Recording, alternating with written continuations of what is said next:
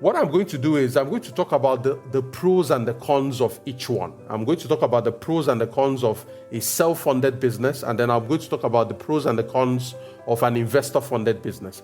And all I'm trying to do is to present you with a 360-degree picture of the issues and the challenges and the opportunities and the prospects, so that you have everything you need to make a decision for yourself. Because the truth is, the choice I make may not be the best choice for you. And that's because every situation is different. Every entrepreneur is different. Every business is different. Every situation is different. So it's unlikely that there is a one size fits all, in this kind of case. So what I want you to do is what you already know how to do, which is making decisions, making choices as an entrepreneur. And one thing that helps your choices, if you really want to make good choices, one thing that can really help you is the quality of information that you have. The better the information you have, the better the choices you can make. So I want to arm you, I want to equip you with solid information that would allow you make the best choice for you, so that you don't regret your choices down the road. Every big thing starts small. It's a natural law. Every big multinational corporation was once a small business. Welcome to the Small Starter Business Podcast, a unique podcast for practical tips and advice to help you start, grow, or turn around your business. Hello, and welcome to another episode of the Small Starter Business Podcast. I am your host, as usual, John Paul Iwuoha. Today's episode is quite stimulating because I'm going to be addressing one of those very common questions that I get, especially when an entrepreneur is in a position where they are considering either raising capital from inside or ignoring external capital. So I've seen situations where it's not the entrepreneur who wants to raise money, but then people are walking up to him or her and they're saying, I like what you're doing. I like what you're doing in your business. Can I be part of this? Can I invest in your business? Can I be part of, I think over the next couple of years, this could really be big. Can I be part of what you're building? Can I be an investor in your business? Can I join you as a business partner? There are people who get such uninvited solicitations where it is the money that is chasing the entrepreneur. Then there are entrepreneurs in some other cases who have come to a point in their business where they need to seriously consider the prospect of raising money for their business. And the question is, should I just continue to make the sacrifice and just continue to trudge along this path? Or should I consider raising money from outside, which could be from investors or from the banks? So that's exactly what I'm going to be looking at in today's episode. So today's episode is essentially about, do you have to raise money from banks or investors? And another way to put it is self-funded businesses versus investor-funded businesses. Which is better? Is it better to take money from banks or investors? Or is it better to ignore that money and just grow the business on your own? So as you can expect, in my usual tradition, I'm going to do my best to do this topic justice by looking at it from different dimensions. And the interesting thing about this is it all comes down to the individual, the entrepreneur. And this is one of the most beautiful things I love about entrepreneurship. It is the power it gives you to decide. It's the power it gives you to make choices. It's the power of initiative that it gives you.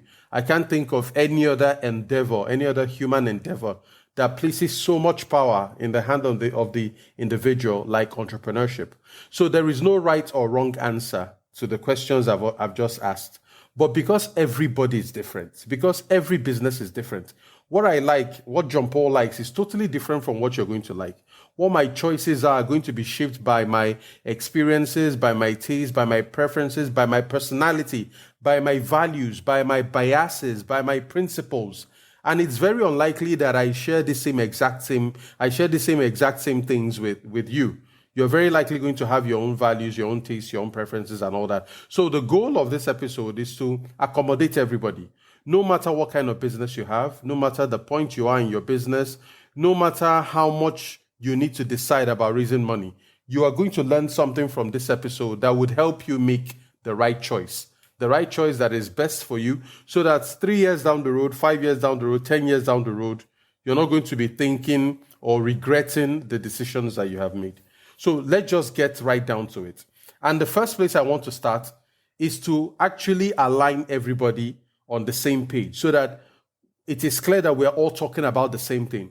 So when I say a self-funded business, what do I mean by a self-funded business, right? Because these things can be subject to interpretation. So I want to make sure that the definitions are the same so that you understand exactly what it is I'm talking about. So when I say self-funded business, what I mean is a kind of business that runs on money from 3 sources.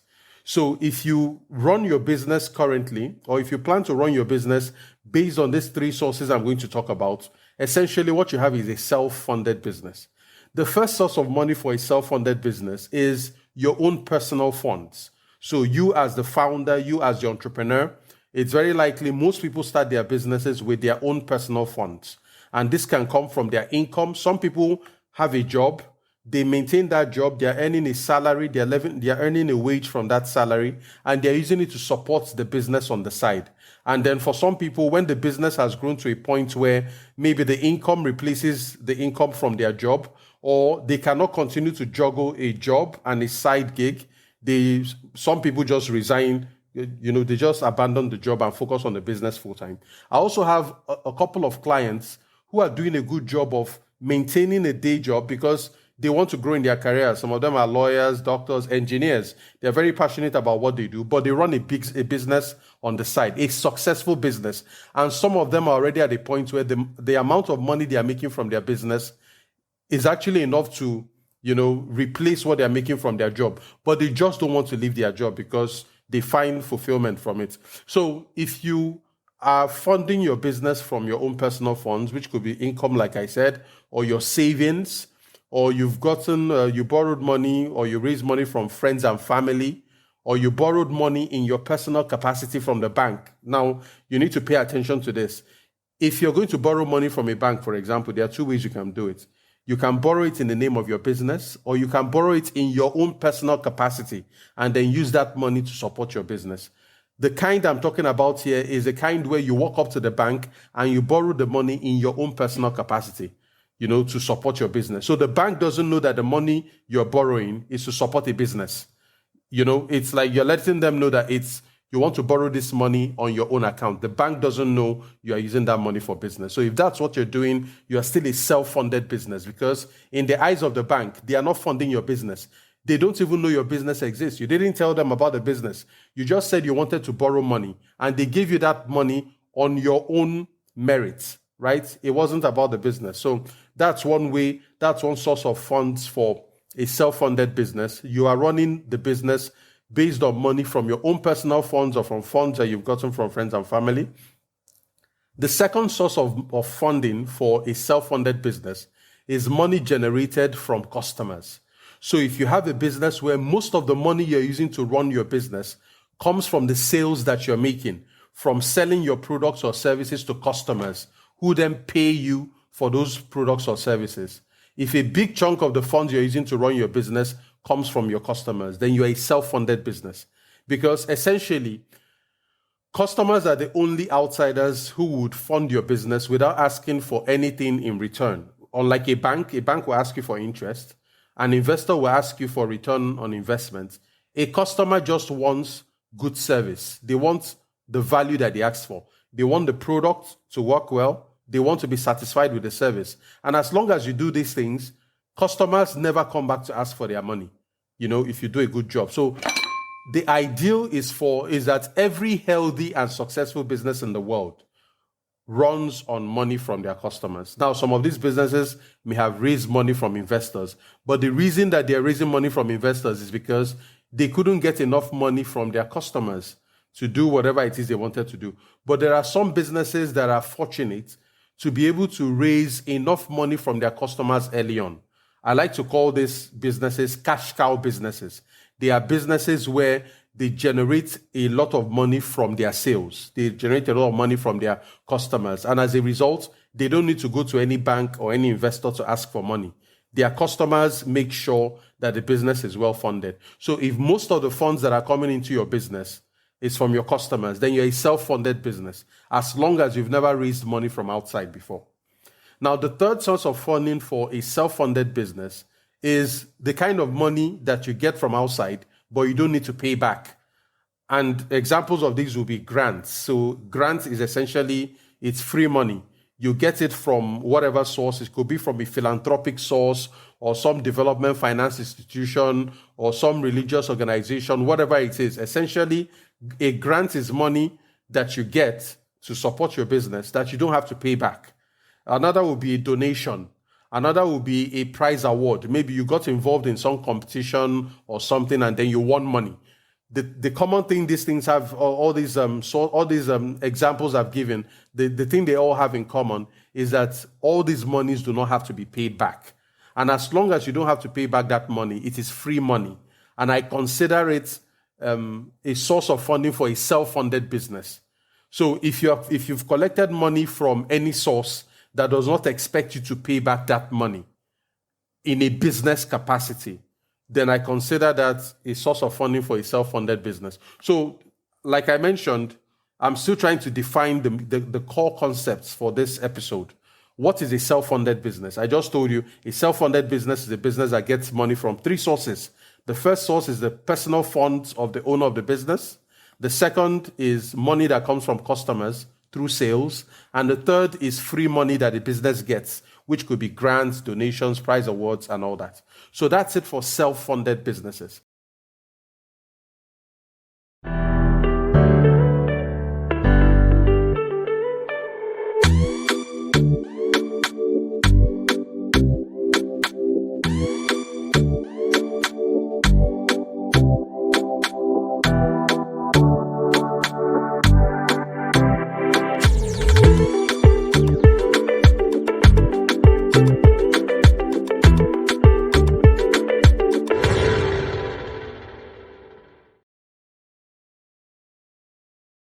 Now, let's talk about investor-funded businesses. What exactly is an investor-funded business? It's very simple. If your business has ever collected money from outside, and the person or organization or company that gave you that money expects their money back, then you're an investor-funded business. So typically, these outsiders could be banks. Banks fund a lot of businesses through loans, and a bank expects that you pay them back. You pay back the money plus interest. So if you're funding your business through bank loans, I consider you an investor-funded business. So in technical terms, your bank is not your investor. A bank doesn't take equity in your business, but they are backing your business financially, and it's some form of investment that they are putting in. Because for the bank, the loan they are giving to you is an investment because they're going to get something in return. Right? And then the second source of funding for an investor-funded business is from equity investors, people who give you money and they expect to have a share of your company. It could be 5%, 10%, 30%, 50%, 70%. Essentially, if anybody gives you money and they expect to have a share or a slice of your company in return, then I consider that an investor-funded business. So that's the place where we are right now. Is it better to have a self-funded business where you do your best to get whatever funds you need from internal sources of your business or from personal sources, right? Is that a better strategy? Or should you just reach out and look for investors or banks that will be willing to give you money? Now, one of the main reasons why I decided to discuss this episode is right now it is boom time for ventures and startups in Africa. Last year alone, African businesses raised over $4 billion. And this is only in tech.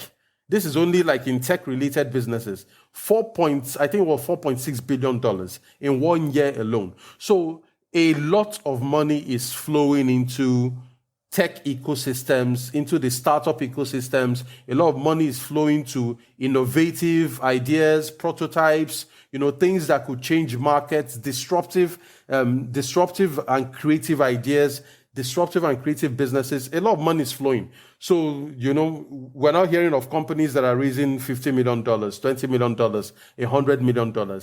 And some people might be like, if these guys can raise this amount of money, why can't I raise that kind of money?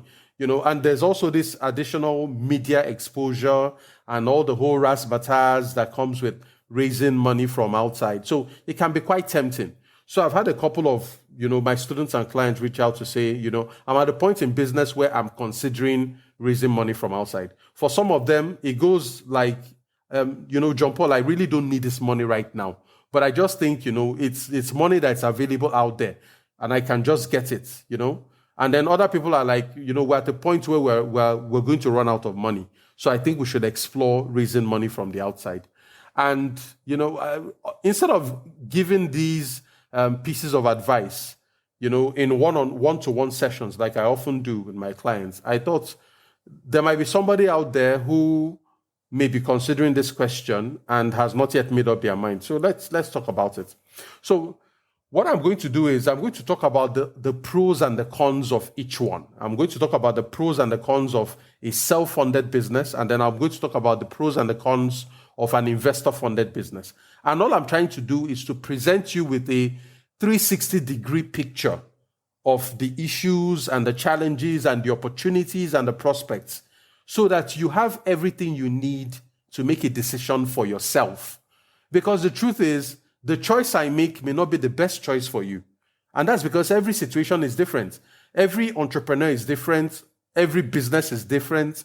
Every situation is different. So it's unlikely that there is a one-size-fits-all, in this kind of case. So what I want you to do is what you already know how to do, which is making decisions, making choices as an entrepreneur. And one thing that helps your choices, if you really want to make good choices, one thing that can really help you is the quality of information that you have. The better the information you have, the better the choices you can make.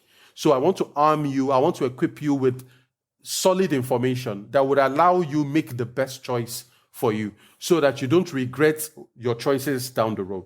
So let's look at the pros of a self-funded business. Why would you want to be a self-funded business? Why would you want to reject or ignore money coming from the outside, either from a bank or investor? Why would anybody want to do that? There are companies that have grown into billion-dollar status.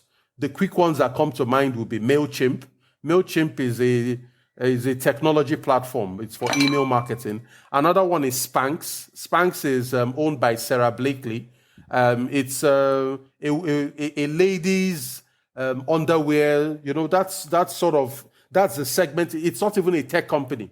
And Sarah Blakely grew that company to a valuation of $1 billion without taking money from any outside investor.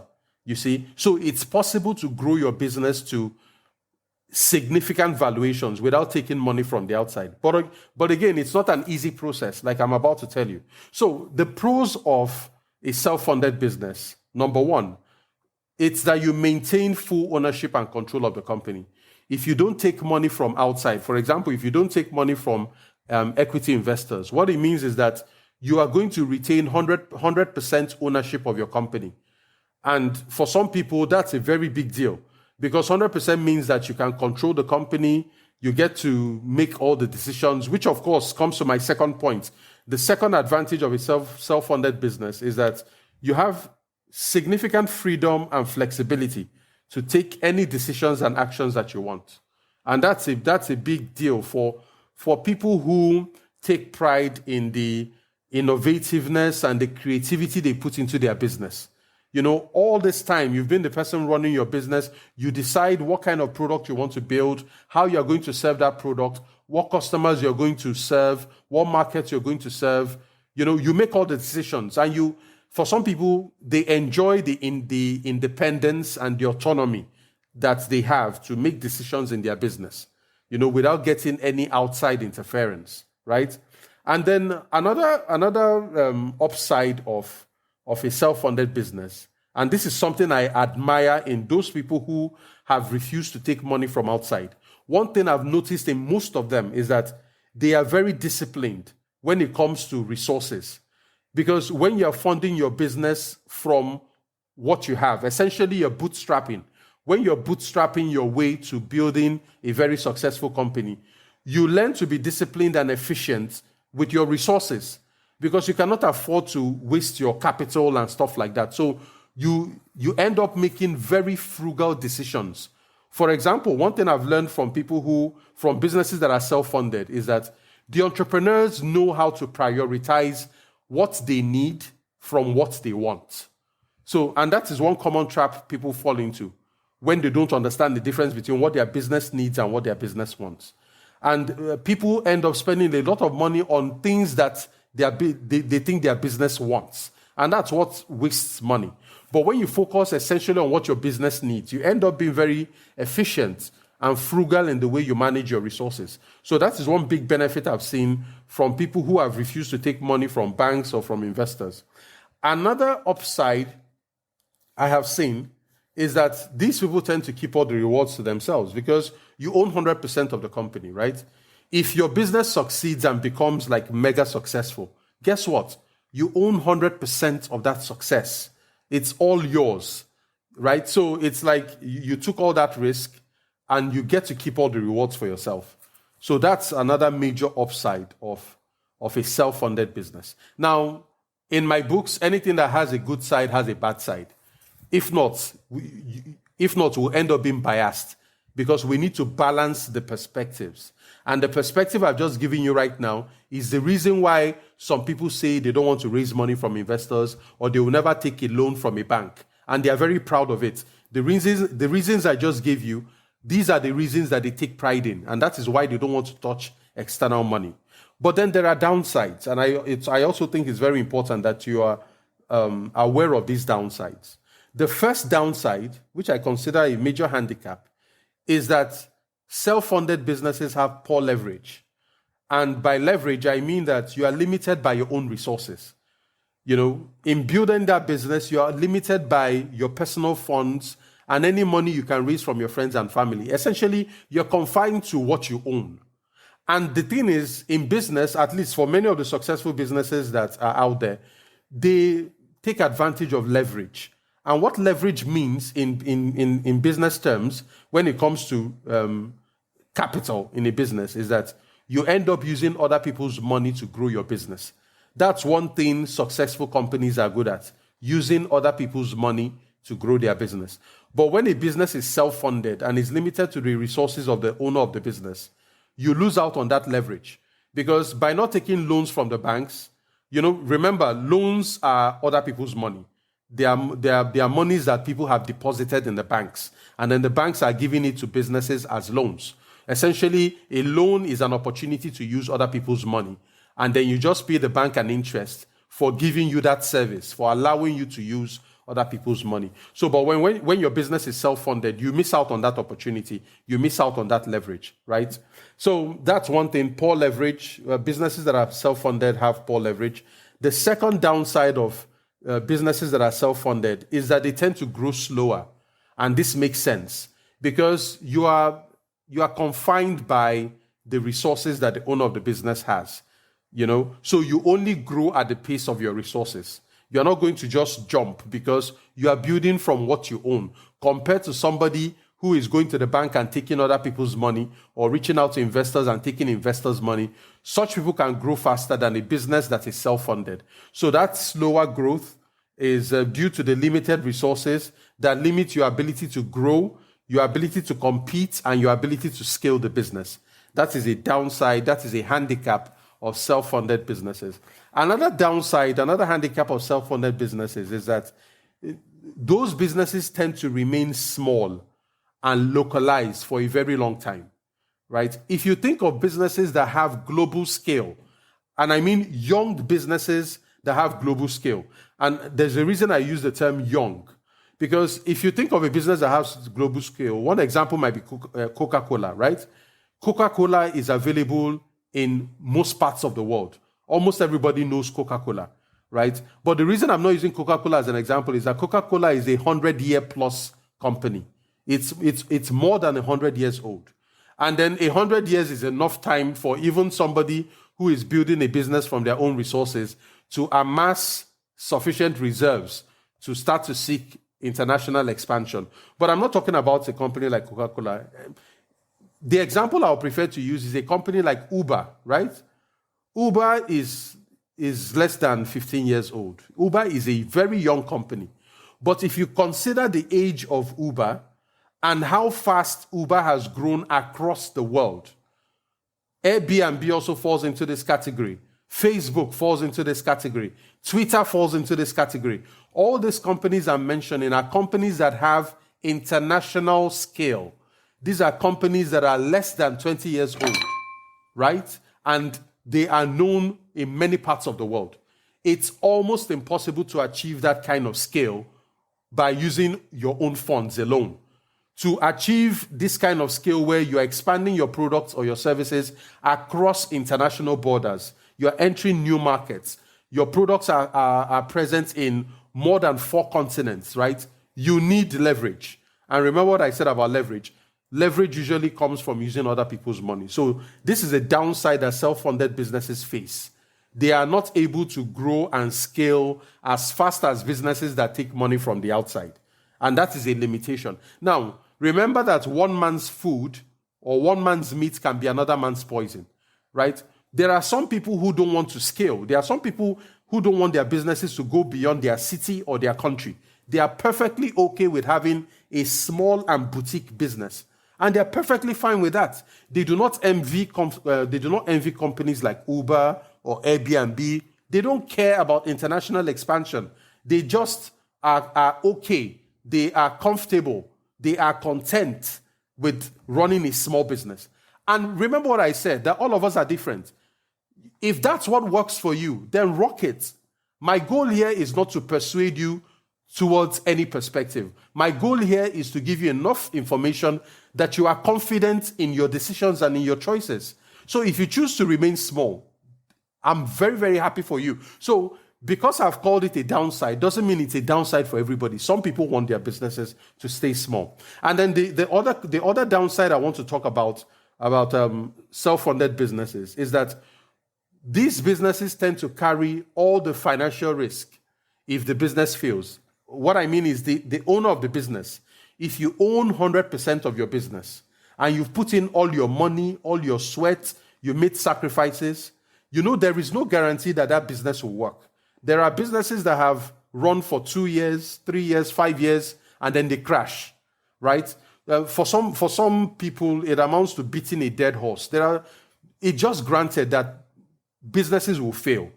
Despite your best intentions, despite your sacrifices, despite your best wishes, businesses will fail. So if your business is one of those businesses that fail and you own 100% of the business, what it means is that you are going to suffer the entire loss.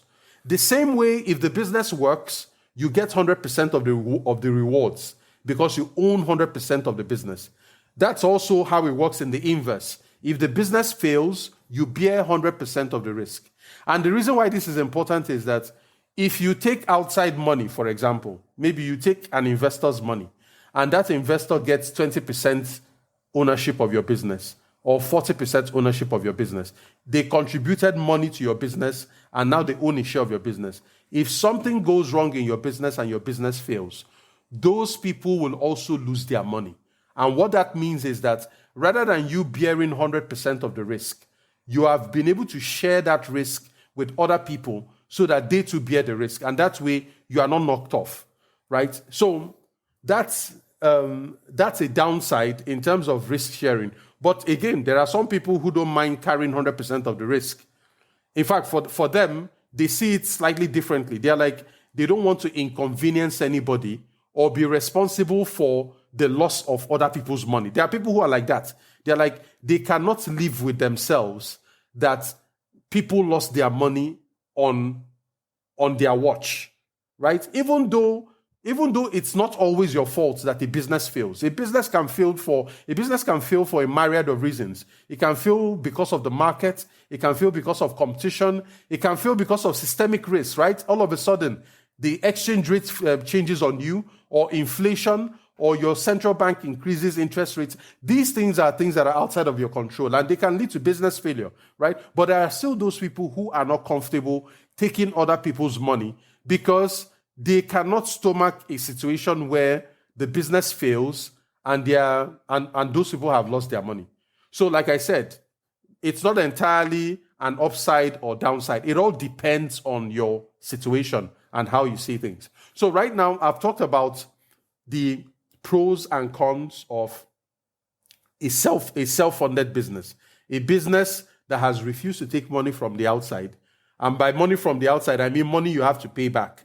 A business that has refused to take money from the outside, has refused to take a loan from the banks, or has refused to get equity investors on board. I've just shared with you the upsides and downsides of making such a choice. So if you were to make such a choice, I just shared with you the upsides and the downsides. Now, let me talk about the upsides and the downsides of an investor-funded business. If you decide, or when you decide, to take money from outside, either from a bank, through a loan, and you have to pay back that loan with interest, or you decide to get money from equity investors. These are people or organizations that put money in your business in exchange for a share of your company. Could be 1%, could be 0.5%, could be 30%, could be 50%, could be 70%. It all depends on what you agree on what you negotiate.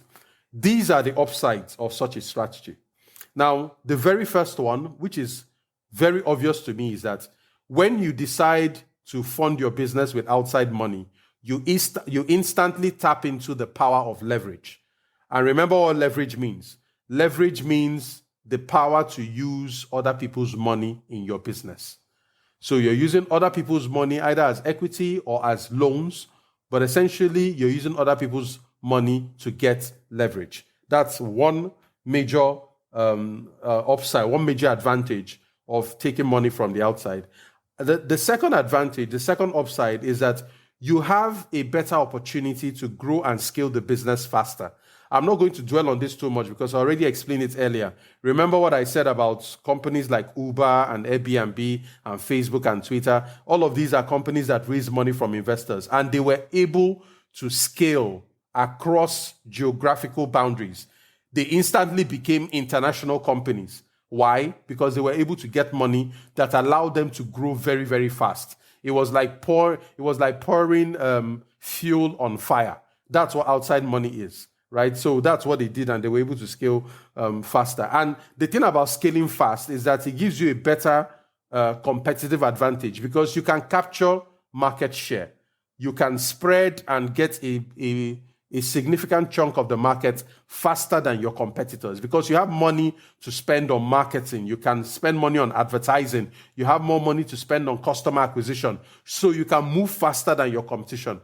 And when market share is at stake, that can be a major competitive advantage. The third upside of taking money from the outside is you share the financial risk if the business fails. I already talked about this, right? Instead of owning 100% of the business, by giving out a portion of your business, if anything goes wrong, you do not bear 100% of the risk and you do not lose 100% of your money because you're able to share the losses with other people. And this is the case usually with equity investors who give you money in exchange for equity in your business. And then another upside of the fourth upside actually of investor-funded businesses is that when you really think about it, it's a situation of two or more heads are better than one.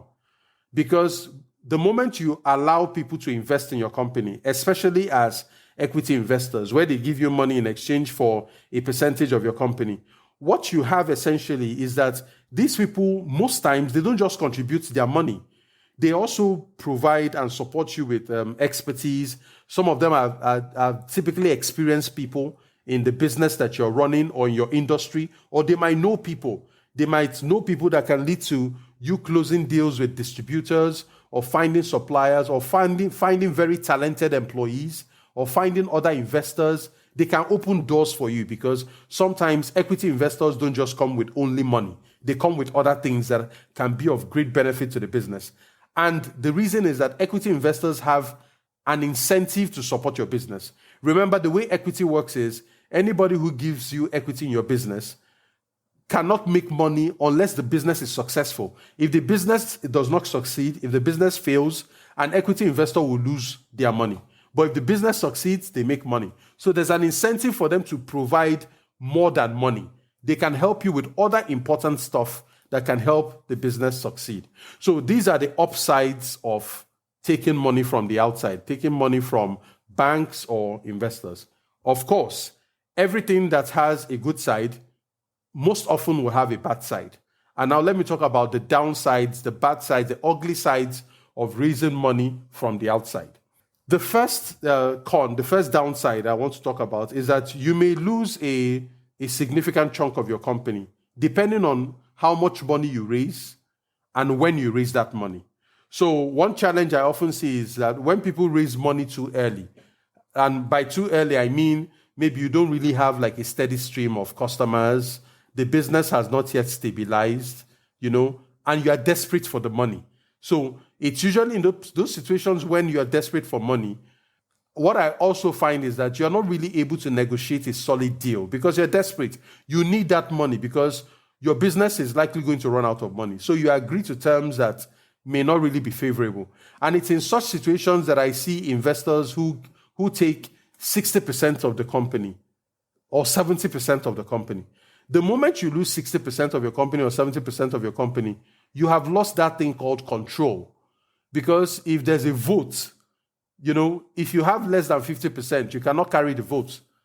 And what that means is that you lose your flexibility to make decisions, especially unilateral decisions or actions.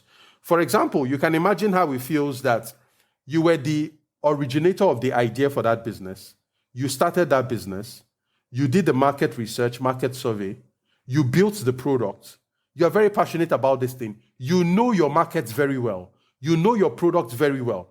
But all of a sudden, because you've taken money from outside, they are not allowing you to make the decision that you think is in the best interest of the company. They actually have other ideas. They think you should be doing something else. And even though you strongly disagree, guess what? You can't do anything about it because you don't have the votes. You have less than 50% of your company. So all you can do is talk. And maybe, as you have heard, in some instances, investors can actually kick out the owner of the business from their position as CEO or general manager or whatever. Yes, they cannot kick you off your equity. You still own 30% of the company or 40% of the company. But you will no longer be in an executive position. And an executive position means that you have an operational role in the company. You can make decisions on a day-to-day basis. You can actually direct the affairs and the activities of the company. So you end up being a passive shareholder in your business. And they will hire somebody else to run the company. So these are some ugly sides. I'm not saying it will happen to you or that it's likely to happen to you. I just want you to have the information so that you are able to weigh the upside and the downside to make the best kind of decision that favors you. And then the third downside I want to talk about for investor-funded businesses is that you are vulnerable to exit options. Let me explain. When investors put money in your business, they are not putting that money in your business for life, right? You should not be under the impression that those people want to invest in your business for life. No. The investor's objective is to make a return on their investment. And guess what? They cannot make a return on their investment except they pull out their money. So they bought shares in your company. That's the equity investment. They cannot make money until they sell those shares. And guess what selling a share means? It means that, your company could be sold to another company. It could be an outright sale, in this case, an acquisition by the other company. Your company could be influenced into a merger with another company. You may not like it, but if the investors that control more than 50% of your company vote for that to happen, you don't have any choice. The company can be acquired, the company can be sold, the company can be merged, the company can be sent in a myriad of different strategic directions that you may not like, but you don't have any option. You just have to move along because you no longer have controlling stakes in your company. And those things, for some people, it may not matter much. For some people, it's a big deal. It all depends on what you want. And I'm still going to talk about how you can make the right choice, right? And then let me talk about the last point I've noticed about businesses that raise money from the outside. And as somebody who works with businesses that are trying to grow or businesses that are in trouble, this is one thing I notice about businesses that have raised money from the outside. They are not as disciplined when it comes to managing resources. They are not as disciplined as their counterparts who are self-funded. When you have problems in business and you have money in your account, there's a temptation to spend, especially when you have the money. And especially when you have a problem that you think money can solve, there's a temptation to spend as much money as is possible to solve those problems, right? And sometimes money may not just be the problem. Maybe the quality of the decision. Maybe you are making poor decisions. And sometimes pouring more money into a poor decision might not make it a good decision, right? So these guys are not as disciplined, they are not as frugal, and they are often not as efficient in spending money, unlike the guys who refuse to raise money from the outside.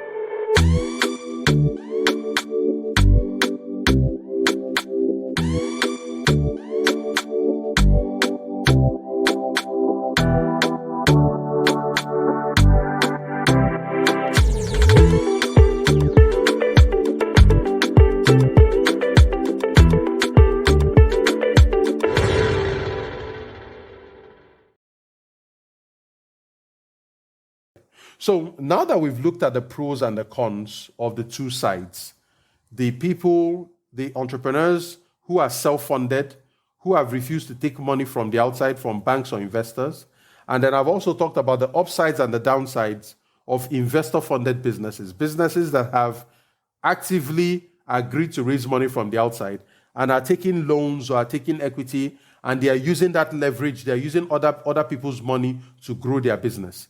So I've talked about these two sides. And then the question is, which one is better? Because that is the crux of this episode. Which one is better? Because I understand that as an entrepreneur, you have to make a decision.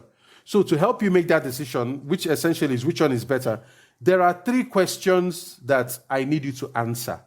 And if you can answer these 3 questions, it will be easier for you to know whether you should avoid outside capital and just focus on bootstrapping your business and keeping it self-funded, or you should look beyond the biases and the issues that you have and start to explore opportunities to raise money from the outside. So those 3 questions in order. The first question is, what matters more to you? Does ownership and control matter more to you than size, scale, and rewards? So which one matters more to you?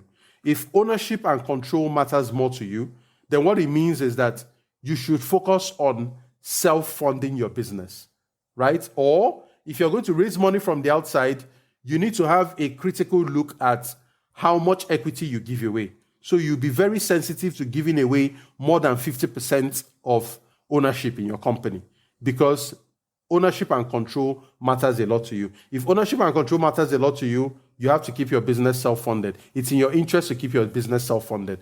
But if the size of the business, if the scale of the opportunity and the potential rewards matter more to you, then you may have to consider raising money from outside. So a simple test I ask my clients is this: would you rather have 100% of a $100,000 company? 100% of a $100,000 company. That whole $100,000 is for you. Or would you rather have 10% of a $10 million company? So it's very simple. Would you have 100% of 100,000, 100% of 100,000, or 10% of 10 million? So the people who go with 10% of 10 million are the ones who are more interested in, I want this thing to be big. I can't build this thing on my own. I want it to be big. I want it to spread into other customer segments, other countries. I want this to become an international brand, a global brand. And I don't mind giving away equity because I don't mind having 10% of 10 million. Yes, 10% is a minority. 10% means that I will not always have my way. 10% means I don't have the votes to sway any important decision. But I'm fine with that because my eyes are focused on the size. I own 10% of 10 million. Which is 1 million in essence, right? On the other side, there are some people who want 100% of 100,000. So 100% of 100,000 means, yes, 100,000 is small, but I control all of it. I own all of it. Nobody can tell me what to do. I make all the decisions and stuff like that. So it all depends on you. What matters more to you? Is it ownership and control, Or is it size, scale, and rewards? The only person who can answer this question is you. The second question you have to answer is, why are you in business? This is a very important question that, to my shock, a lot of people do not really understand why they are in business. So some people think they know why they are in business, which very often is, I want to make money. That's why they're in business. So some people think that is the answer. But when you really ask yourself, why are you in business? Are you in business for lifestyle reasons? You just want to make enough money to support yourself. You want to shore up your financial position. So you just have a business that supports your lifestyle, that helps you pay the bills. Some people run their business to just so that I'm able to pay my rent, pay my children's school fees, and take a vacation, just lifestyle. For some people, it's not about lifestyle. For some people, it's about legacy. They are building a business that one day they hope to retire and hand it over to the next generation. They want to hand it over to their children. They want to hand it over to their family, or they want to hand it over to some foundation, non-profit, or some religious institution, right? For them, it's all about legacy, right? And, these are people who are very passionate because they are building for the long term. They are building for the long term. Now, you cannot compare somebody who is building who is running a business just to pay money to pay the bills, just to make money to pay the bills. You can't compare that person to somebody who is building for the long term. The person who is building for the long term that wants to hand over his business to his son or his daughter, that person treasures control. That person treasures ownership. Because you cannot hand over a company that you own with other people. It's possible, but it's going to be more complex. It's going to be more complicated. So to such a person, ownership and control is very important. To somebody who is just in it for the money, it's just for the money, right? So to such a person, having 10% of 10 million makes a lot of sense. They would rather have 10% of 10 million than have 100% of 100,000. But for the guy who is doing it for legacy, the guy is very, very happy and content to have 100% of 100,000. It is a smaller amount of money, but he controls all of it. And as far as he's concerned, that control is worth every single bit of it. So you need to be clear why you're in business, because it's your why that will determine the choices that you make. And it's very important you keep that in mind. And then the third question you need to answer is, how fast or slow do you want to go? How fast or slow? If you want to take your time, if you're the kind of person who believes that good things take time, good things will take time to build, and you don't mind spending the next 20 years of your life, the next 30 years of your life, building a business you will look back and be proud of, then for such a person, self-funding your business might just be the option that makes sense. But for some people, they do not have 30 years to invest in a business. They don't even have 15 years or 10 years. They want to get to their destination as fast as possible. If your goal is to get to your destination as fast as possible, then you will need help. And that help will come from using other people's money. Because the more money you have, the more fuel you have in your tank. And the more fuel you have in your tank, the faster you can go. So it's all about fuel. And where can you get that fuel? Who will give you the fuel? Where can you get leverage? Where can you get other people's money? So these are the critical questions you need to answer. Let me go again. The first is, what matters more to you? Is it ownership and control of your business? Or is it the size and scale and the rewards you can get from that business? These are two very different schools of thought. The only person who can answer this question is you. The second question is, why are you in business? Are you in business for lifestyle reasons, just to make money and pay your bills? It doesn't matter. As long as you're making money, that's fine. Or are you in the business for legacy? Are you building something that means much more than money to you? Are you building a business, a movement, or an organization that means more than money to you? These are two very different choices. My choice is very different from your choice, and it all depends on what we want. And we are all free to make our own choices. All I just want to do here, like I said, is to arm you with sufficient information so that you can make a choice you're confident in. And then, of course, the third thing I said is, how fast or slow do you want to go? If you want to take your time, then bootstrap, self-fund your business. Use all the resources you can find from within your business. your customers, your personal finances, grants, donations, and free money. Just focus on self-funding the business.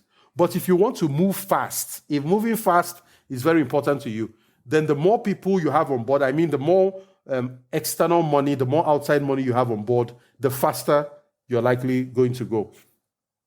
So at this point in the episode, let's recap. In this episode, very simple format, I talked about two main kinds of businesses. On one hand, I talked about self-funded businesses, and then I talked about the pros and the cons, the upsides and the downsides. And then I talked about investor-funded businesses, businesses that raise money from outside, either from banks or from equity investors. And then I talked about the upsides and the downsides. And then I talked about what to consider in case you're asking yourself, which option is better? Which one should I do?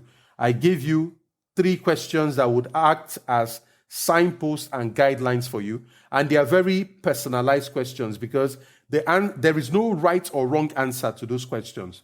The only right answer is the one that works for you. That's the important thing about this, right? So at this point in the episode, let's talk about our partners, Kweza. Kweza, Kuueza, is doing interesting things for small and mid-sized businesses on the African continent. If you make products, right, interesting products that have export potential, if you anticipate or dream of exporting your products to other climes like North America, Canada, the US, Europe, the Middle East, if you plan to export your products to markets where you can earn more money for your products compared to what you're earning in your local markets, and you can also earn in foreign exchange, Kweza is a platform that is opening the doors to international trade to small and medium-sized businesses in Africa. And it's not just about exporting from Africa to other countries. Kweza also makes it possible to export between one African country and another African country. So we're seeing people from Kenya exporting shoes and artifacts and stuff to customers in Nigeria or customers in Ghana. We're seeing merchants in Nigeria ship their shea butter to customers in South Africa, and not just within Africa. They're also shipping these products. They're shipping honey. They're shipping sesame seeds and things like that beyond the shores of Africa. And these are small and mid-sized businesses. This is an opportunity that reminds me a lot about what Alibaba did for small and mid-sized businesses in China, right? I see something very similar happening. And if you want to explore the range of opportunities that are available to you as a merchant, as somebody who sells products from Africa and within Africa, go to the Google Play Store or go to the App Store if you use an Apple device and search for Kweza Seller.